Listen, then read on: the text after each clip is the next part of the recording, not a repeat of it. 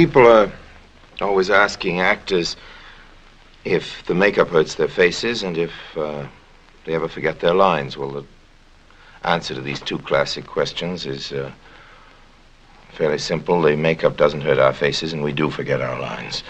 In the theater, of course, we have prompters, and in television, often we have what are called teleprompters, at least in America. That's a machine that's installed right over the lens. It's particularly useful for politicians making earnest political speeches. They have their lines, which are written beforehand, printed on little bands which run right across the camera. And that very intense, intelligent, and patriotic expression is sometimes simply a nearsighted politico trying to follow the words. And he says, now what we must all strive for, and you get an interesting effect then.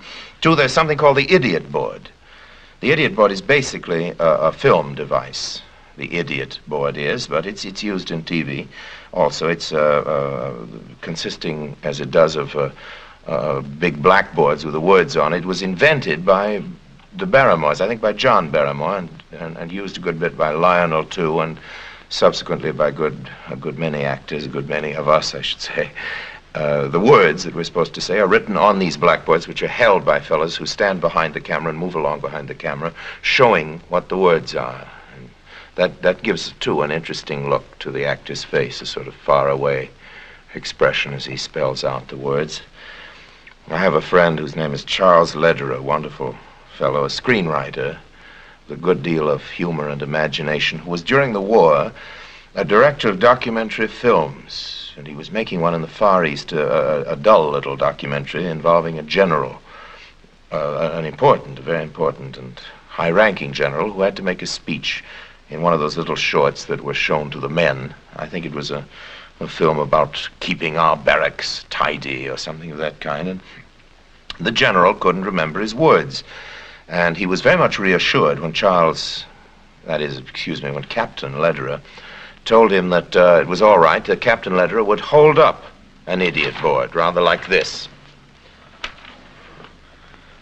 So the general wasn't embarrassed at all to be using an idiot board. He felt every inch of Barrymore and very much a member of the profession as he looked earnestly into the middle distance to read the words which Captain Lederer was holding up for him, just as the lights turned on and the camera started to roll. And what the general saw were the following words: why not make Lederer a major? Well, luckily, the story has a happy ending. Charlie got to be a major instead of being disciplined in some horrid way. The general had a sense of humor. As I say, there are all sorts of ways of taking a prompt, but in this particular show, I don't need a prompt because, of course, I make it up as I go along, at least find the words as I go along. And I have in front of me the sketches from my various sketchbooks which suggest our subjects. And tonight I have a few drawings of people who aren't here anymore and whom I miss. Now, this is Harry Houdini, the master magician. The whole world must miss Houdini, certainly the whole theater world, because he was, without any question, the greatest showman of our time.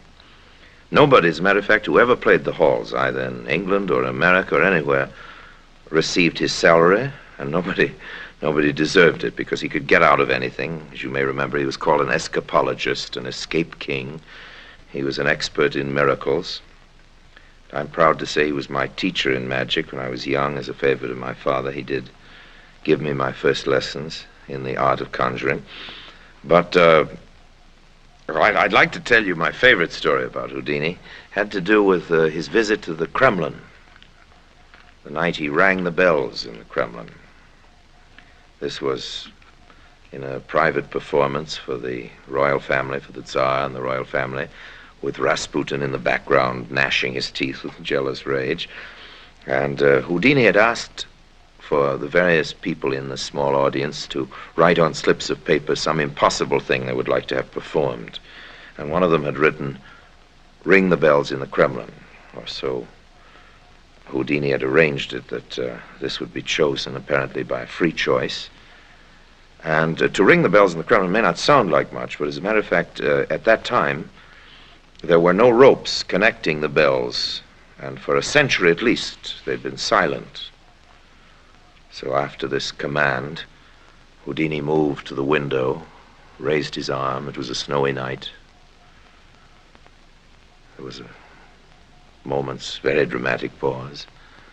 And then, over the snow-covered square, there could be heard first very dimly and then finally, in full chorus, the bells of the Kremlin. You could imagine the effect of that, particularly on Rasputin.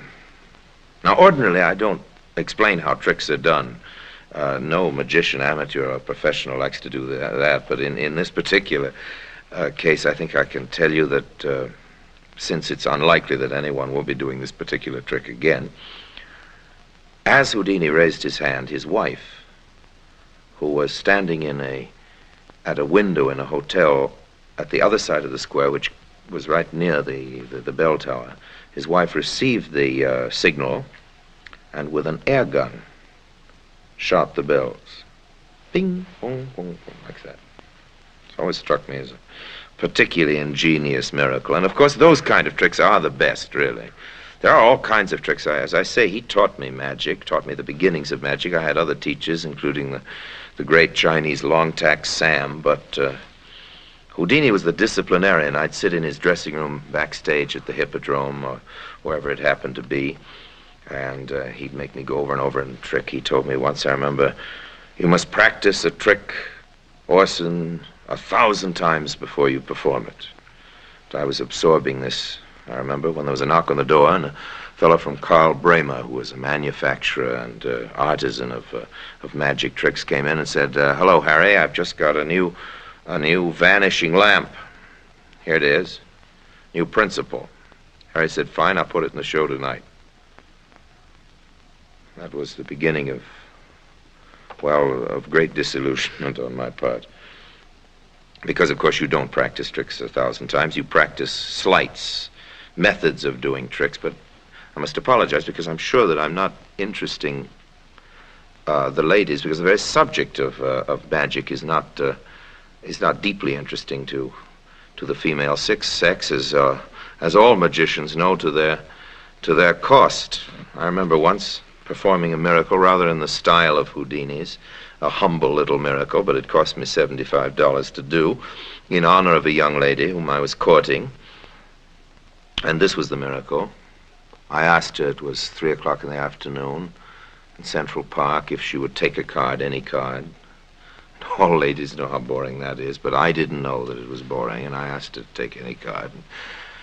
She took the card I wanted to, and I asked her, would she like the card in her purse or in my pocket, or would she like it written in the sky, written in the sky?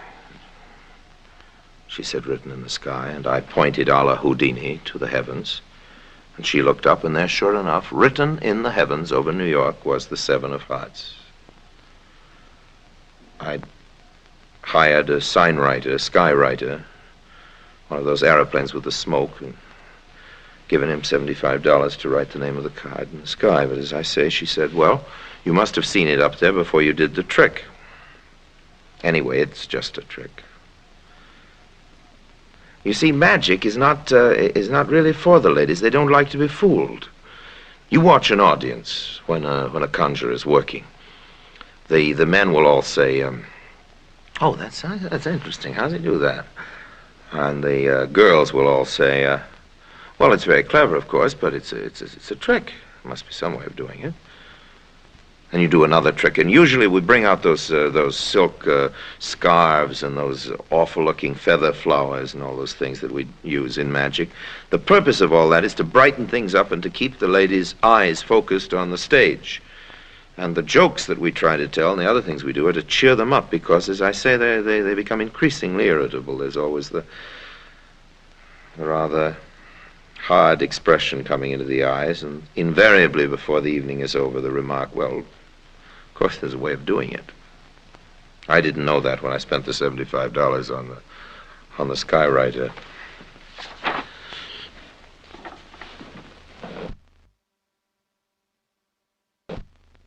Well, here's John Barrymore. who was certainly as famous as Houdini. Houdini could get out of anything, and Jack Barrymore could get into anything.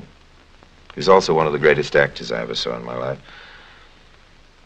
But we remember him and miss him very much because he was such a personality and such a very original one. I remember one day in the Brown Derby restaurant in Hollywood, I was sitting with Jack and 2 or 3 other assorted friends. And Jack Barrymore was a great storyteller, but a rather Rabelaisian one, and he was telling a story in his fruitiest and most Elizabethan style. And there was a tourist, obviously a fellow from the Middle West, sitting at the next table with his wife, very respectable-looking gentleman with a celluloid collar.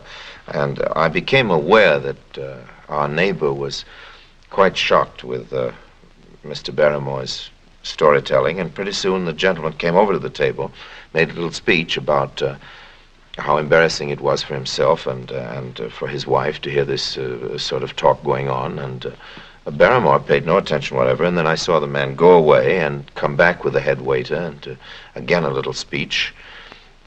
We've come all the way to Hollywood, and there's certainly a very bad impression we're receiving of you actor people, and I tried to indicate to Jack Barrymore that he should censor himself, but made no impression at all. And then I saw a little bit later through the window that the tourist gentleman and the head waiter and a busboy and, of all things, a traffic policeman from the front were on their way into the restaurant.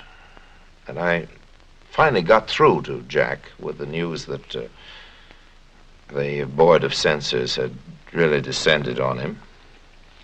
Jack finished his story just as this procession came to a halt in front of our table. Jack turned around, looked at them with a full Barrymore glare, and said, "What is this? A peasant with a petition?" Well, John Barrymore may have invented the idiot board, but he didn't need it always, certainly not in the theater. He could do Shakespeare without leaving out a single line of the poets, and even sometimes adding a word or two of his own.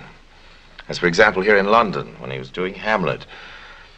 You know the tea business in the matinee performances. I needn't dwell on it, but it is a rather startling experience for a visiting American actor, particularly the sight of those trays as they go floating through the darkness after the second interval. You see them as the curtain goes up, and it does rather resemble a spiritualist seance. They seem to be suspended in midair, but of course the clattering is an earthly sound, and a very definite one, and Jack had just come to the tag just at the end of Hamlet and made his last speech, "The rest is silence." He suddenly moved down to the footlights, stared at the poor Wednesday matinee audience, and shouted, "Tea! Tea! Tea!" at which the curtain fell.